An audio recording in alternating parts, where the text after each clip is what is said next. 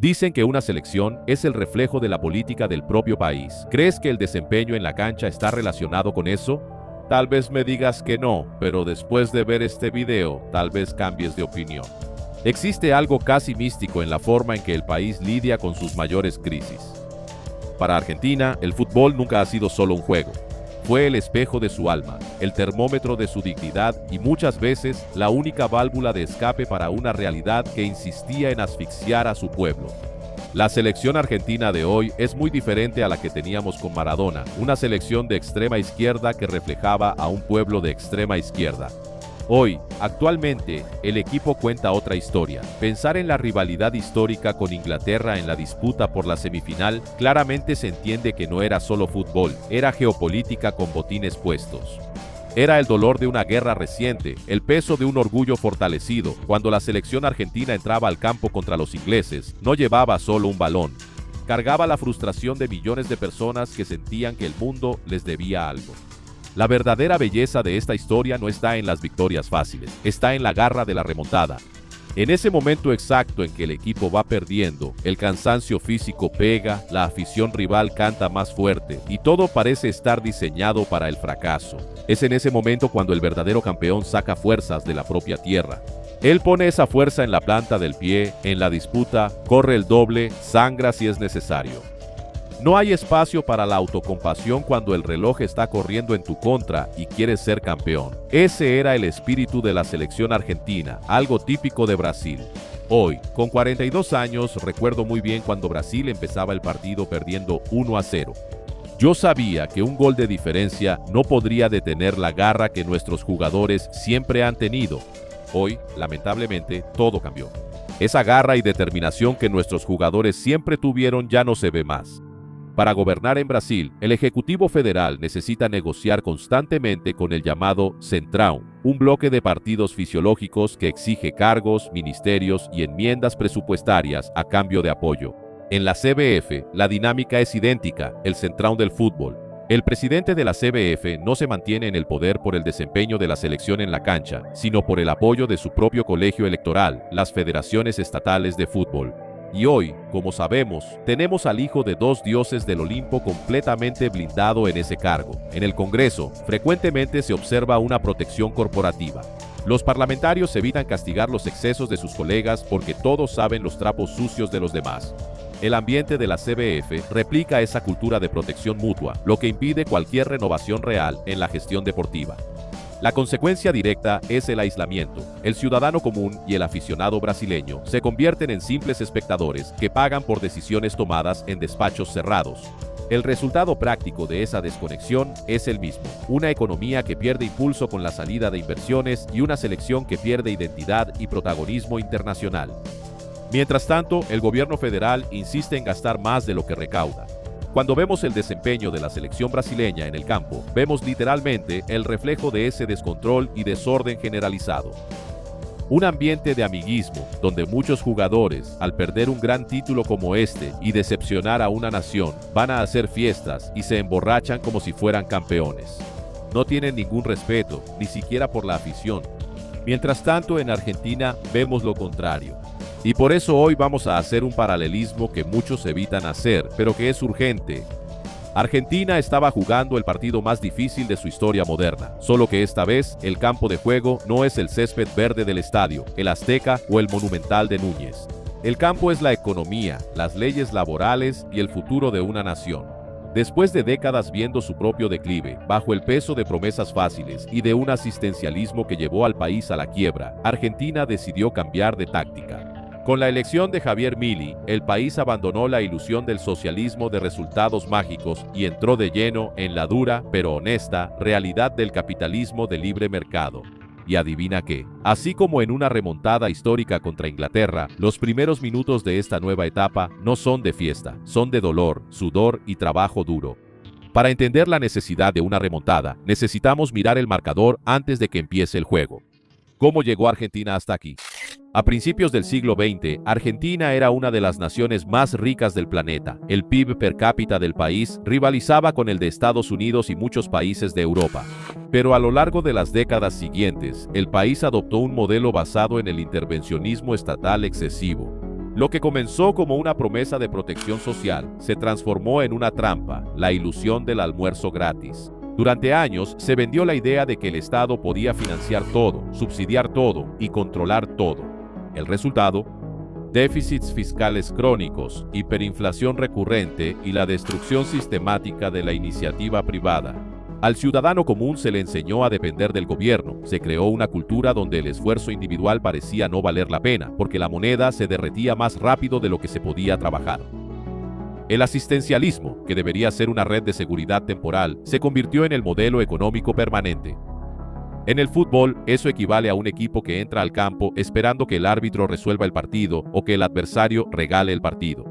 Equipo que no entrena lo físico, que no estudia táctica y que, cuando empieza a perder, culpa al césped, al clima o al arbitraje. La verdad es dolorosa. El socialismo de Argentina gastó lo que no tenía, emitió moneda hasta que no valió ni como papel para borrador y endeudó a generaciones. Cuando Milei asumió la presidencia, el marcador no solo era desfavorable. Argentina estaba perdiendo por goleada, con un jugador menos y el tiempo reglamentario casi por terminar. Cuando el vestidor está en crisis, no necesitas un técnico que consienta a los jugadores, necesitas a alguien que ponga la verdad sobre la mesa, y eso fue lo que pasó. Javier Milei no prometió facilidades en su discurso de toma de posesión. Fue el primer presidente en la historia reciente en decir claramente: no hay dinero, el inicio será duro. Esa es la esencia del capitalismo de choque que Argentina empezó a implementar. La táctica de la reconstrucción: 1. Déficit cero permanente. No se gasta más de lo que se recauda. 2. Desregulación de la economía. Fin de las trabas para producir. 3. Valorización del trabajo. Enfoque en el esfuerzo, no en el subsidio. La transición del socialismo al capitalismo no es un acto de magia.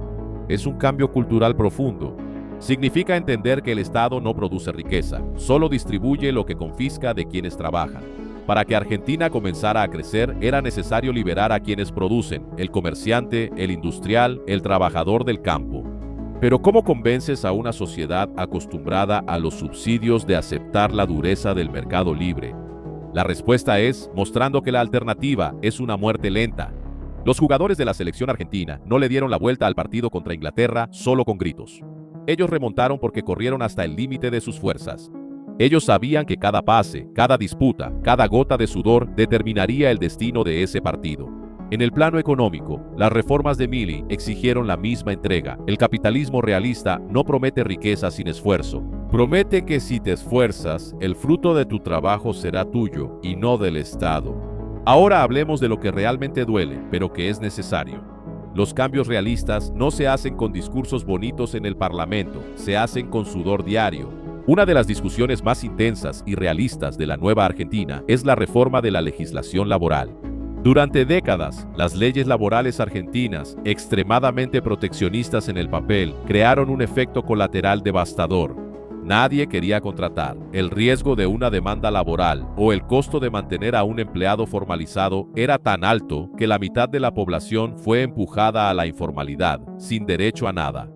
La vida exige realismo, y el realismo capitalista implica flexibilización. Y sí, el entendimiento de que, para producir más, es necesario trabajar más y de manera más eficiente.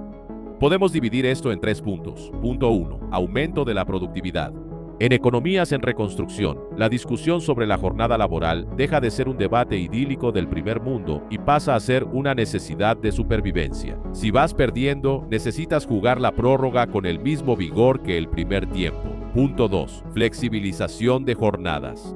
Permitir que las empresas y los empleados negocien directamente los horarios y las horas extra sin la interferencia sofocante de sindicatos politizados. Punto 3. Fin de la industria de las demandas. Reducir las multas rescisorias astronómicas para dar seguridad jurídica a quien quiera abrir una vacante de empleo. No existe dignidad en el derecho laboral que impida al trabajador conseguir un empleo formal. Muchos críticos gritan que esto es quitar derechos.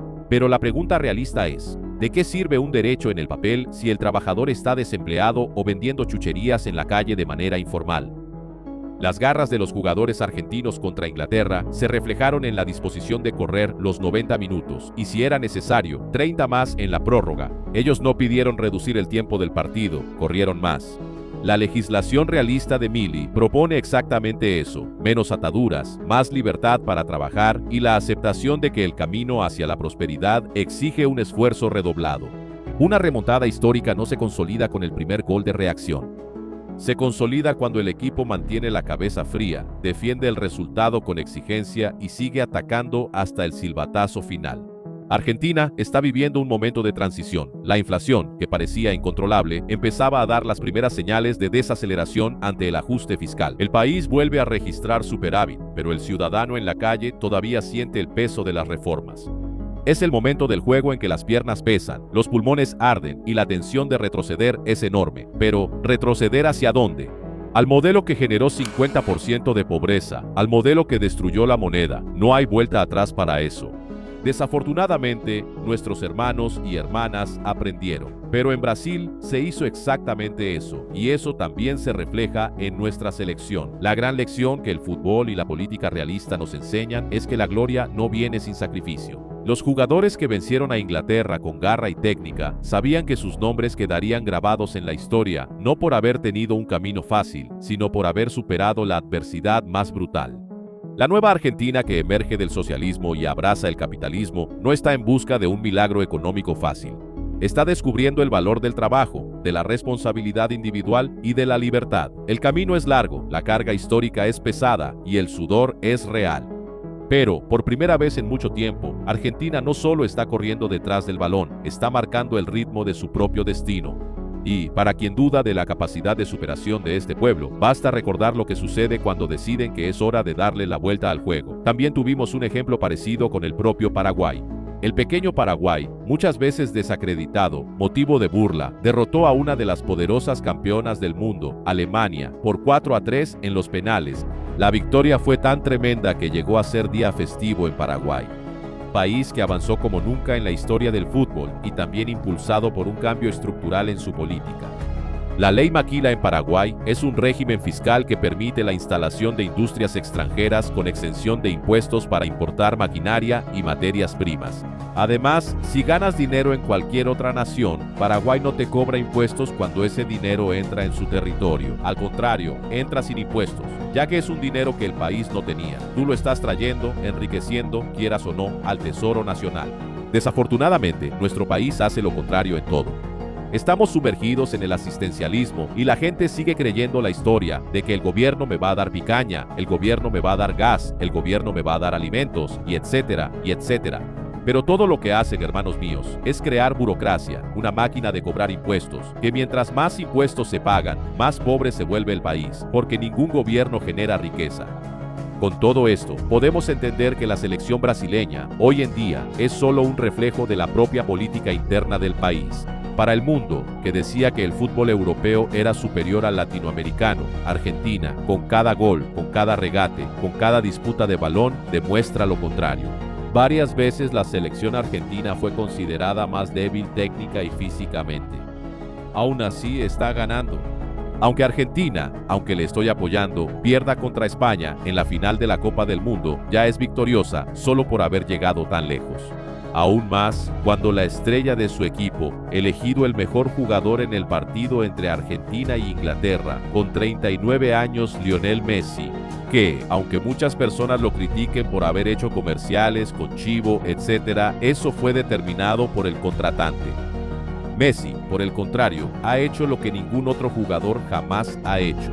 Se persigna en cada partido, mira al cielo cuando falla los tiros, con esa mirada de Dios, por favor ayúdame. Además, la influencia que un crack de ese nivel puede ejercer sobre los más jóvenes es algo descomunal. Puedes estar seguro de que a través de esos simples gestos y el tatuaje de Cristo que se hizo con la flor de loto, mostrando que es posible, incluso en territorio difícil, que cosas buenas sucedan, incentivó a muchísimos, una verdadera multitud de jóvenes, a buscar en Dios la fuerza para salir adelante.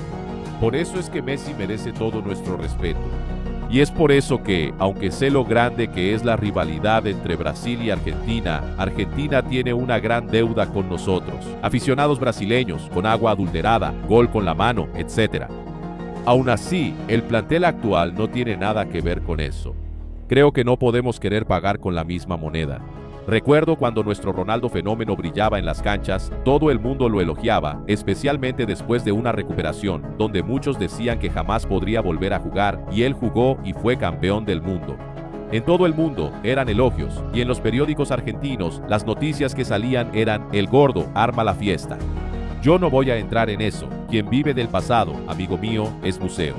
Este elenco actual que está ahí le está enseñando al mundo que no existe eso de superioridad. El fútbol latinoamericano necesita ser respetado y Argentina representa a todo nuestro continente, te guste o no. Vamos con todo contra ellos, Messi. Vamos con todo contra ellos, hermanos. Este video termina aquí. Espero que te haya gustado y sobre todo que lo hayas entendido. Si fue así, por favor, compártelo. Muéstrale la verdad sobre los hechos a más personas ciegas y envenenadas por la red de poder de la televisión.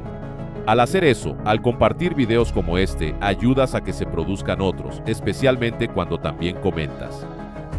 Puede parecer una tontería, pero cada palabra que pones ayuda mucho a la interacción. Así que agradece a cada uno. Para quien pueda dar un apoyo extra, hazte miembro, eso ayuda mucho. Que Dios los bendiga, hermanos. Un abrazo y seguimos juntos, siempre enfrentando lo sobrenatural aquí en Encarando o Sobrenatural Oficial.